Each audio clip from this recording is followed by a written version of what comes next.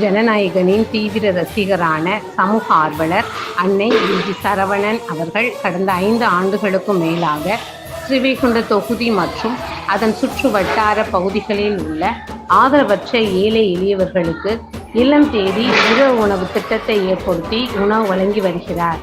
இந்நிலையில் தமிழக வெற்றிக் கழகத்தின் ஐம்பெரும் கொள்கை தலைவர்களுள் ஒருவரான சமூக ஆர்வலர் அஞ்சலையம்மாளை கொள்கை தலைவராக அறிவித்ததன் ஈர்ப்பால் தமிழக வெற்றிக் கழகத்துடன் இணைந்து தமிழக வெற்றிக் கழக தலைவர் தளபதி திரு விஜய் அவர்களின் ஆசையுடன் கழக பொதுச் செயலாளர் அண்ணன் ருசி என் ஆனந்த் அவர்களின் வழிகாட்டுதலின்படியும் மதிய உணவு மற்றும் இரவு உணவு திட்டத்தை ஏற்படுத்தி உணவு வழங்கி வருகிறார்.